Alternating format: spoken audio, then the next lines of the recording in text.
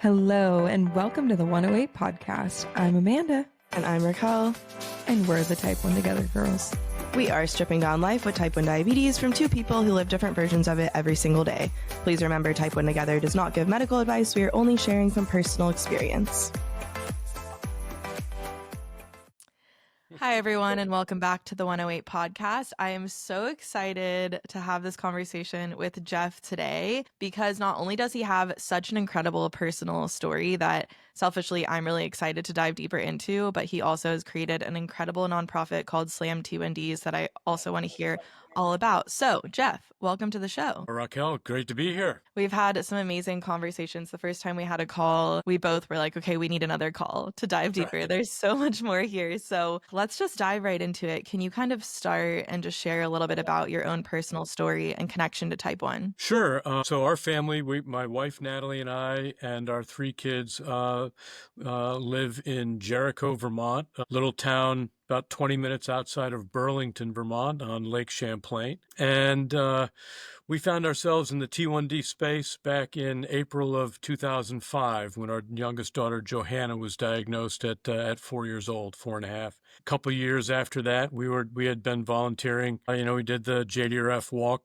team and volunteering with the local hospital and various things. And someone had suggested we reach out to the Division of Children and Families, and we did, and figuring we were going to be helping a family out for maybe some respite care or something. And lo and behold, they had a little guy who was 6 years old at the time, about 36 days older than JoJo, and he was diagnosed with Type 1 diabetes during foster care. He was in and out of foster care. Family was generational poverty and some petty crime and things like that. And the diagnosis was such that the family who had talked about adopting him just didn't feel comfortable with that, which I totally get. So I'll never forget, I think I shared with you, the call was, when I made the call, the person on the other end said, "Wait, this is a miracle. It's a miracle." I said, "What do you mean?" She said, you want a child with Type 1 diabetes?" I said, No, we have one.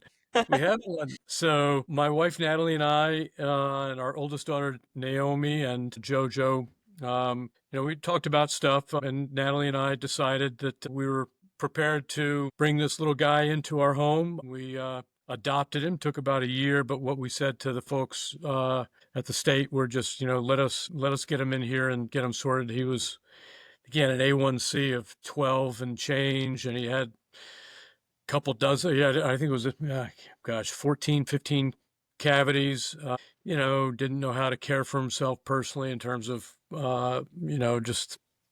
candidly, just being able to wipe himself, just basic stuff, couldn't do a somersault. So there's some developmental things there. And so we got him in right away and got him on a pump. And honestly, in our naivete, we thought, well, what the heck? They're the same age. It's just going to be not quite like 2 times the effort. We'll be testing at the same time and weighing food. We didn't have the technology we do today. The kids weren't on loop systems. So, but we missed that one. It was like a text, boys are different than girls, all that stuff. But it was, we felt led to do it. And we, to this day, feel, truly blessed by having Nick in our lives, and wasn't easy. And adopted kids coming from rough backgrounds can, have their struggles later on in life, and Nick certainly has. But he's, he's putting one foot in front of the other, and he's hanging in there. So, and our oldest daughter, Naomi, 6 years older than JoJo, she has celiac disease, and she and our son-in-law and our 2 grandkids live out in Washington State. They're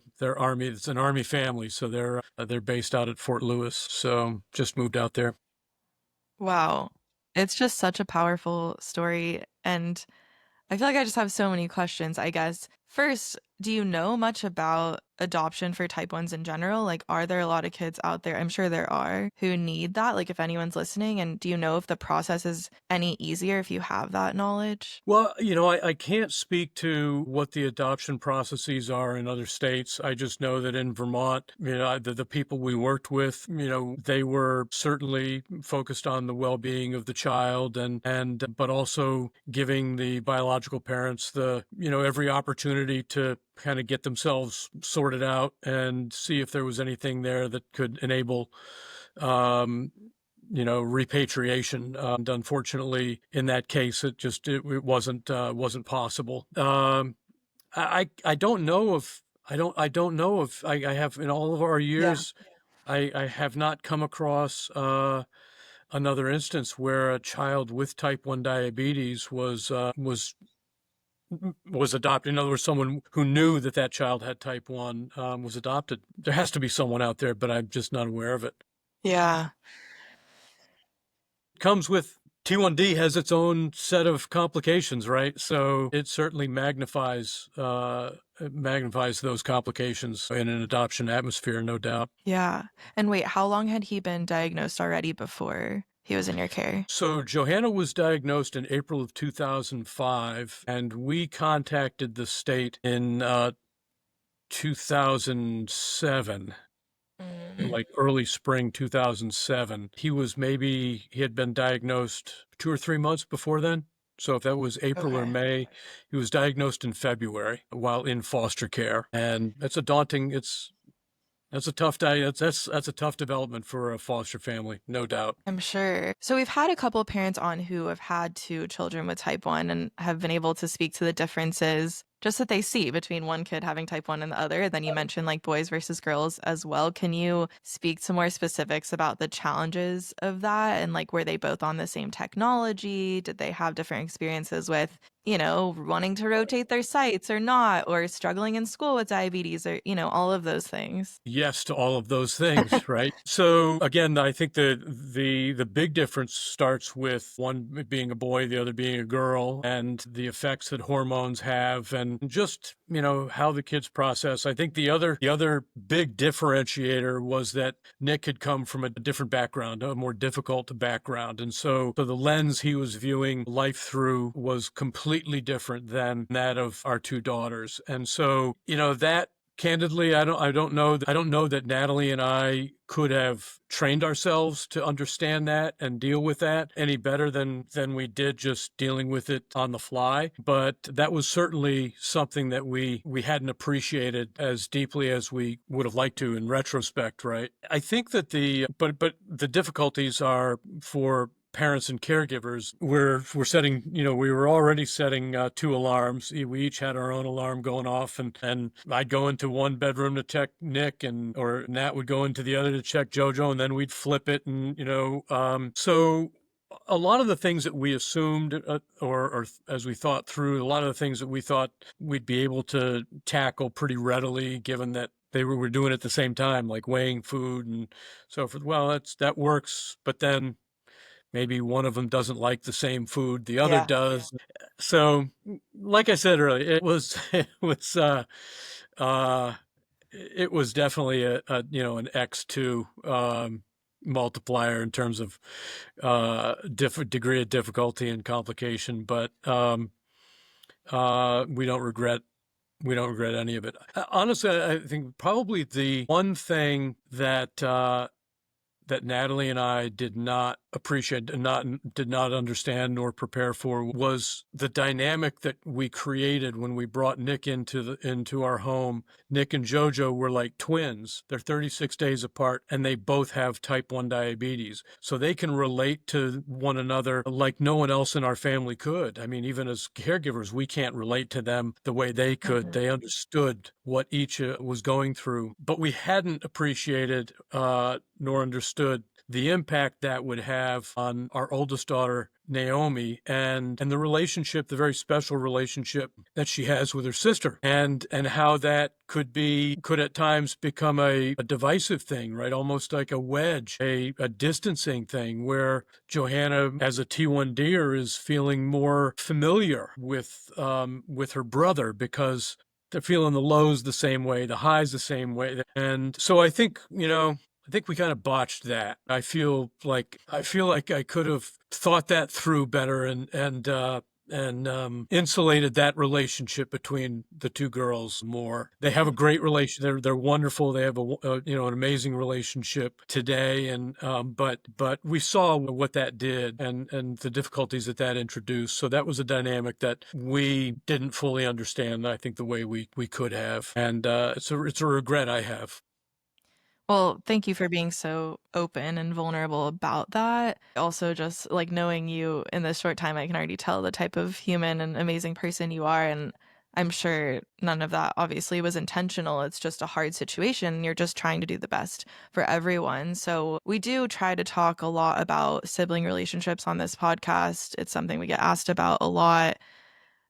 I hope that you don't actually regret that, but I am curious if you have any tips now that you've kind of gone through many years and you're not still in that childhood stage that you would share with other parents that might be helpful, even just if they have a sibling with type 1 and not, right? That's already challenging in itself. Like, Yeah, like looking back, like what would you have done differently, uh, if anything, I guess? well, I think that from a caregiver's perspective, from a parent's perspective, right? Type 1 diabetes, the day of diagnosis, it immediately visits urgency, permanent urgency on your life, right? It just imparts it. It's bang, it's there. And now your entire mental shift is about keeping a child alive, right? Yeah. And it's, you've heard me, we talked about, it's like, the parents that helicopter, right? We're all out there helicoptering around, but T1D parents don't helicopter. We lawnmower. We are in every blade of grass in our kids' lives, and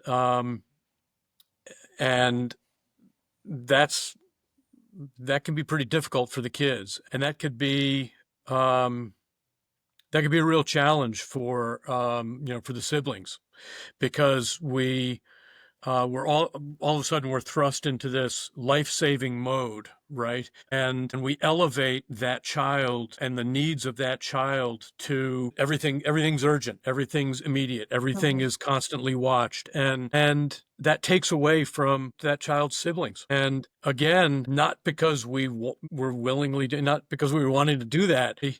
I have such special dad-daughter things with Naomi, our oldest daughter, that I don't have with JoJo. But I think that for parents and caregivers, that's always a difficult thing because you're torn between needing to deal with what you say is just this constant urgency, and you're in every little detail of that one child's life in a way that you're not with your other children, and everything takes on. It just sounds more important, right? It's life or death.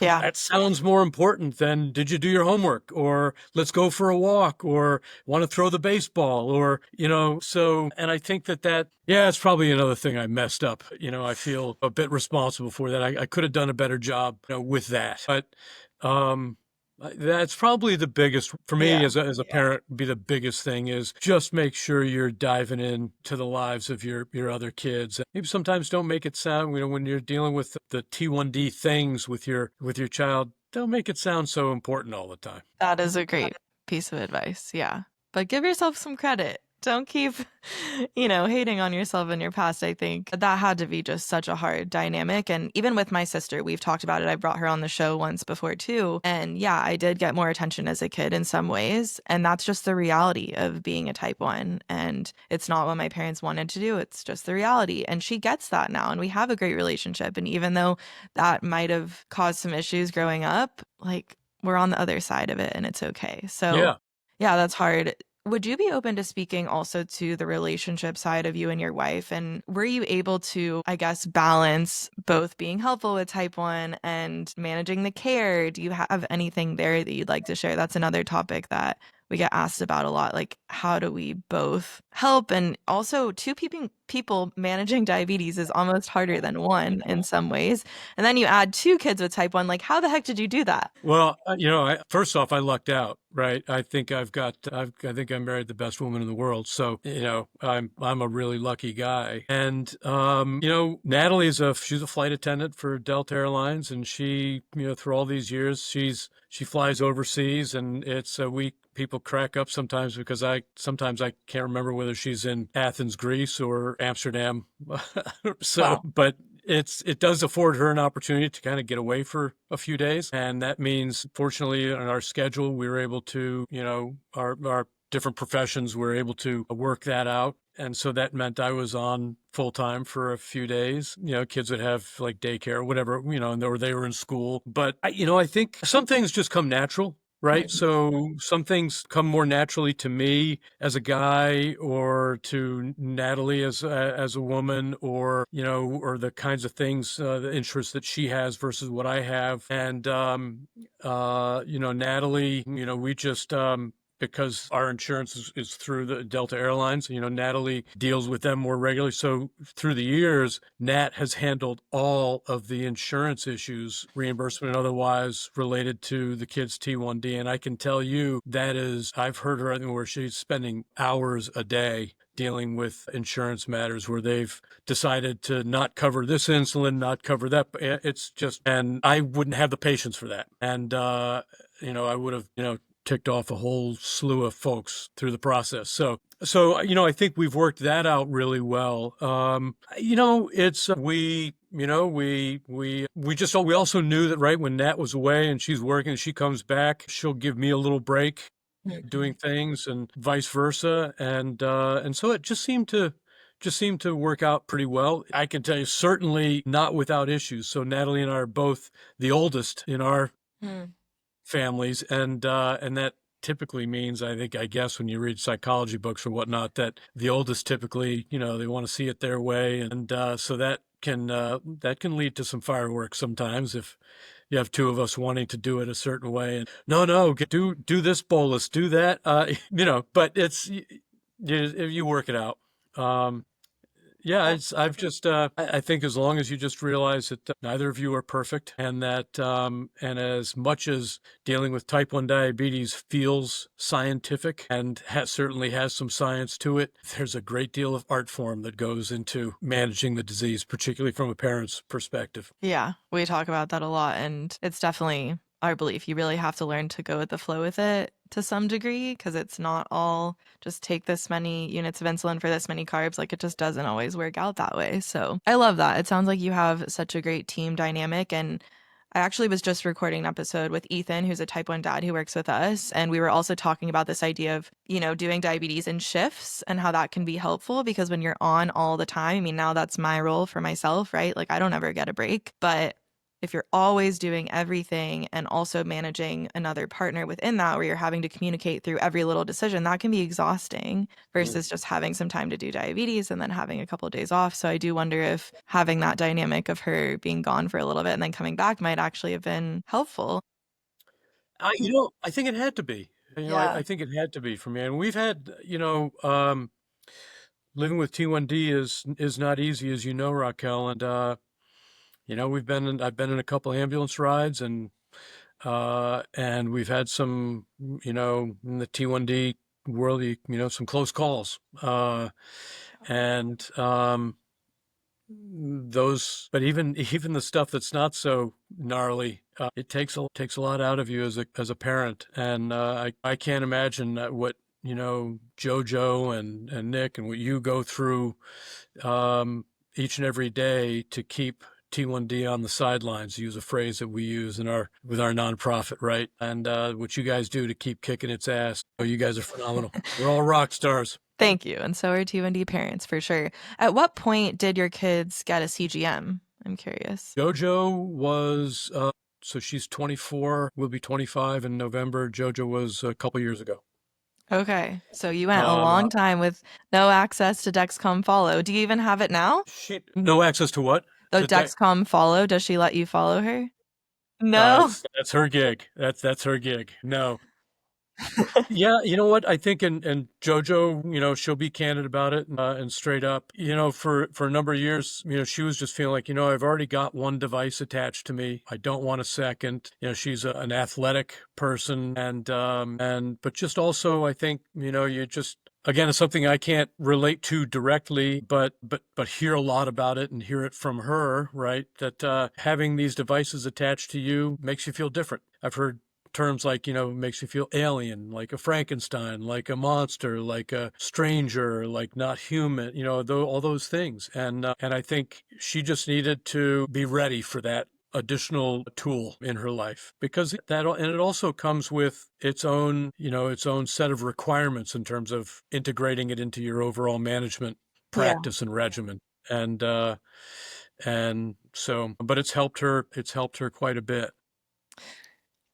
Yeah, I definitely can feel that way. Even today, as someone who lives and breathes diabetes in my job and everything, like I went to a workout class and I was wearing my pump on my leg and it does kind of stick out of my leggings, it just looks like a funny bump there. And I did have a moment, like Kevin and I were walking into the class together and I was like, ugh, my pump's on my leg. Like I kind of hate that right now. And at one point, the instructor who last time I was in his class, I told him I have type 1 and he kind of came over. He's like, what is that on your leg? I was like, it's my insulin pump. And, I don't really care, but it is not fun. Like, I'm not going to lie, it's not fun. Yep. And it's okay to normalize that and to not love that this device is on your body. We don't always have to be proud of it, I guess. And I was the same with my CGM process. I didn't want one until I was I was a couple years into college and I was a dance major and I didn't want anything else on my body. And my mom had, asked me several times before that if I would get one. And I was like, nope, I don't need it. And once I got it, I never looked back. It's been life-changing. But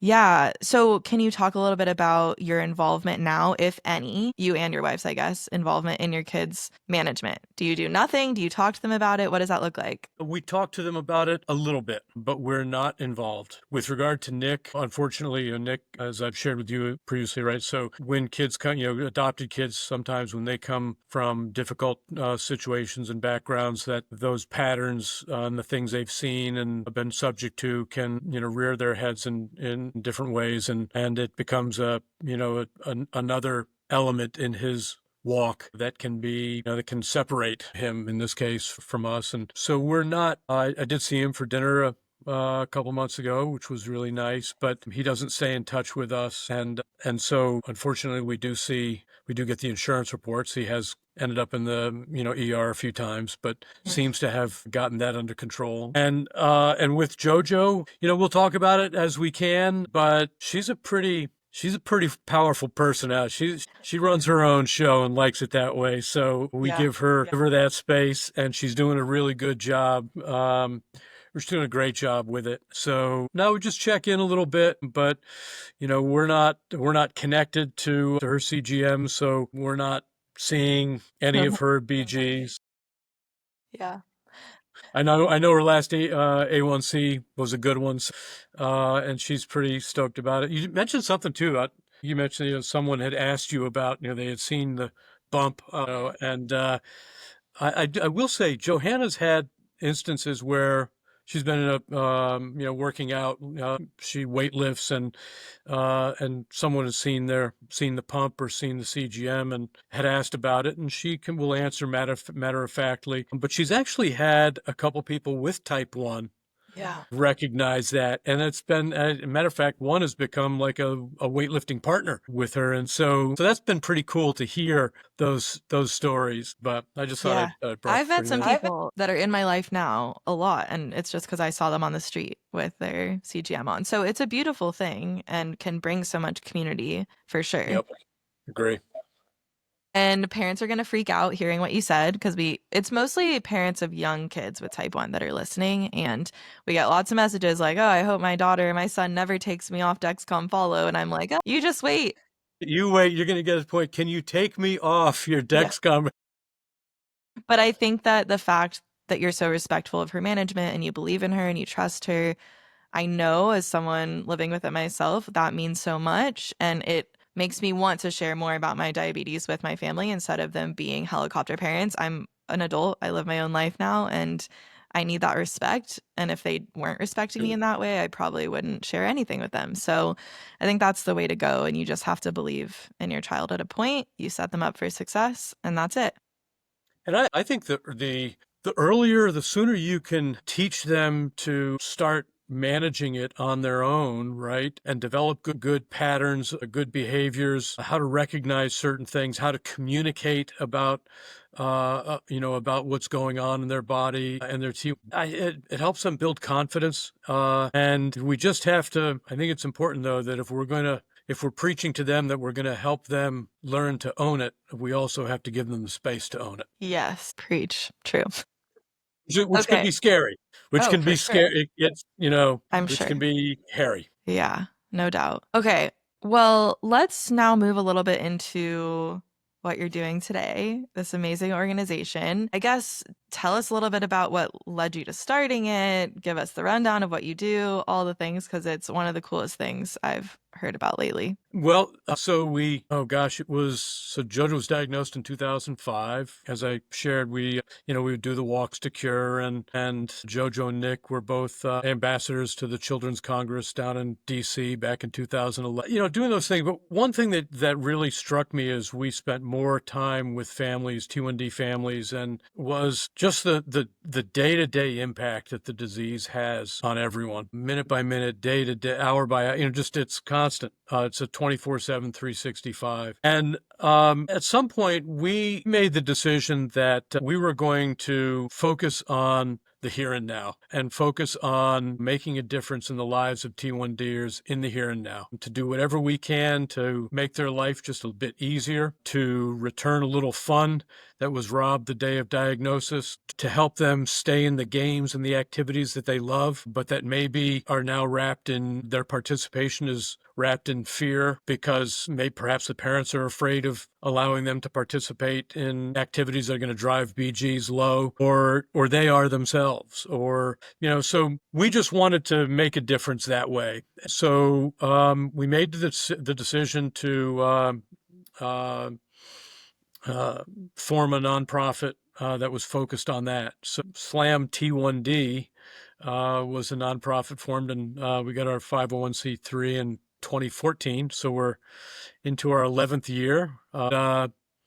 And that's, our vibe is more, it's more sports, but we're into all kinds of things now. And we raise money doing crazy things like wiffle ball and cornhole and all those kinds of things. But then it's about deploying those assets and our energies in the lives of people of all ages with T1D in ways that are probably, maybe a little bit off book, maybe. And what I mean by that is just ways that folks just aren't thinking about, or, the idea of funding another T1D nonprofit. Mm-hmm. That to us is there are T1D nonprofits out there that might need a little help in being a bit more creative about a fundraiser, or they've got a certain program that they want to give a go, but they just don't have the resources, or perhaps some creative assets or whatever it might be. And if we like the idea, we're on it. It's always one of the things that's kind of, well, I'll just call it the way I say. It kind of has always ticked me off in the nonprofit world, how nonprofits can be in the same space fighting the same disease, but yet they're not sharing whatever it takes to get after it together and pummel the disease and make life better for the people we love. And so we have no problem doing that, helping other nonprofits out. And so that's just part of our game. So with that, we do, all the stuff. What do you want to get into all that stuff? Yeah, tell everyone how they can get involved and what you have coming up. So the stuff that we do in terms of programs, we do T1D awareness games for high school and college age athletes. And the awareness games are not fundraisers. That's the other thing that drives me insane. It seems like everything doesn't have to be a fundraiser. You can just use your event to empower a T1D'er to learn how to pay their experience forward for the benefit of someone else, and focus on that person, that individual, or that family, or that group of people. And so we do these awareness games, and doesn't matter what the sport is. We've got upcoming this year, we've got flag football down in Bethesda, Maryland, and women's college basketball at Division I in Ohio at Wright State University. And we've done hockey and baseball, and so all kinds of stuff. But we also will underwrite camps. We'll provide camperships for T1D'ers to actually participate in sports. So it might be a sports camp. It could be a diabetes camp. We provide grants for teens and young adults to get on a loop system. Because again, the things we talked about, the idea that I don't want to have two devices attached to me. Well, here's a little money to help you battle through that psychological block to just make your own determination as to whether or not you think it will help your management. And this year we're also announcing we're getting into some NIL sponsorship. So T1D student athletes at the D1 college level, we're going to be providing NIL sponsorships for. And again, we view those as more empowerment grants, right? It's more about helping them understand and learn how to take their experience and pay it forward for others. I think of the awareness game that we do now. Will be our third year, but with a Wright State University women's basketball team, and Ellie Magestro Kennedy, a sophomore guard from Wisconsin who plays at Wright State. What an amazing young woman. She wants to get into endocrinology and medicine, but after the game, to see these little kids looking up at her like just a rock star, like like I can be like, she's doing so great with the same disease I have. I can do this too.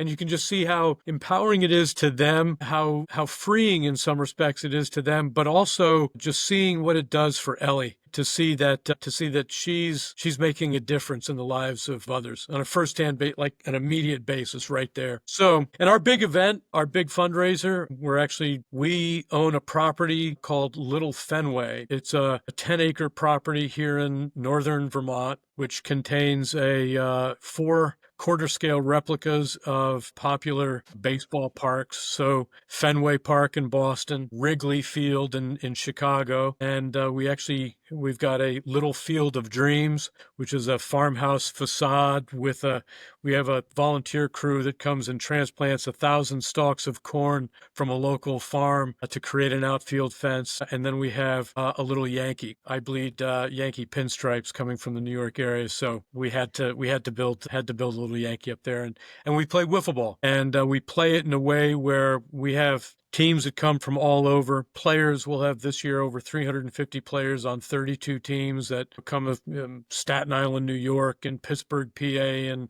Brighton, Michigan, and players come from all over the country. And we'll have it'll be well over 2,000 people come to the event in August. It's a weekend event. Starts Friday afternoon and runs through Sunday. Saturday night, we've got an exhibition game with a team down from Montreal, Canada. And Friday night, we've got an all-star game. And it's pretty crazy. The games are played just like baseball. 9 players out on a field. Umpires call the balls and strikes. It's kind of a moderate speed pitch, so people of all ages can play, and it's fun, competitive. We're not pretending to tag players, little kids running around the field.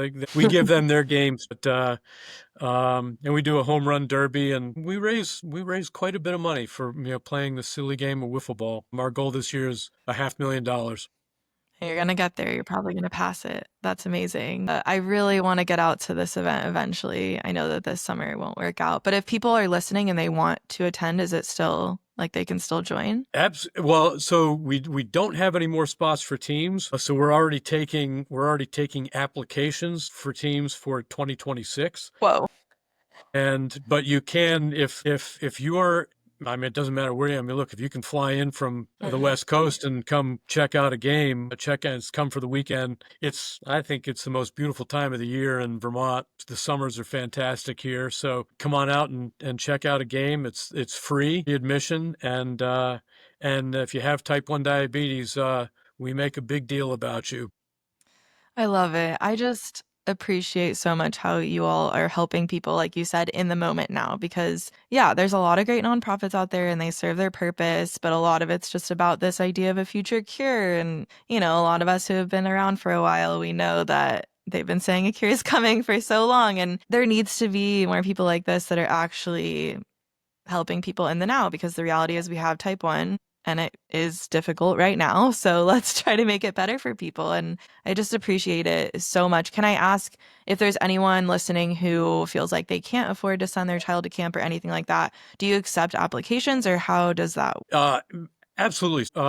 We've been chastised by camp organizations before, where they said, Jeff, don't say yes to someone just because they've reached out to you. They have to go through the financial, because they actually may not qualify. They may actually have, but if they reach out to us, we'll figure out, It all Yeah. depends. But yeah, I mean, we do something with an organization called the Point Guard College, which is in the basketball world, it's known as PGC. It's arguably the preeminent basketball training program in the country. They'll have some 15,000 campers over the course of the summer and early fall, and we do a program where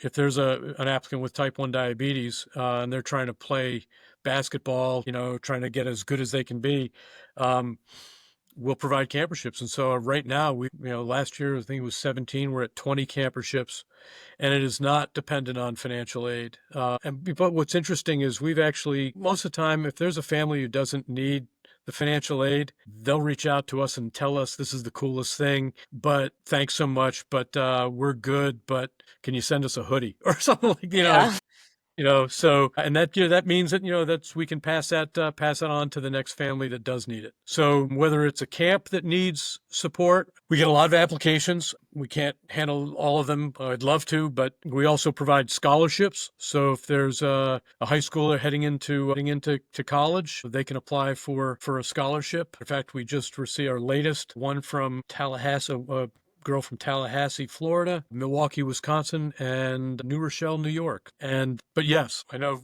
there's a camp. So for example, we'll fund, there's a Connecticut Children's Hospital, and they do, in conjunction with Yale New Haven Hospital, they run a Pathfinders Day Camp. It's 2 consecutive 1-week day camps. And we've teamed up with them because one of the challenges they had is that there are families in inner cities like Bridgeport, New Haven, and Hartford, Connecticut, where they just can't afford to either the travel costs to get their child to and fro, or even the cost itself of the camp. And so we've teamed up with them this year, and we're 40 camperships. That'll max out their camp, and then we're also paying for transportation from those 2 cities. Very cool. Very cool. Are there any specific, I guess, other things you want to share about, or just anything you want anyone to know, or any stories maybe from past events that you'd like to share? Gosh, not to put you on the spot.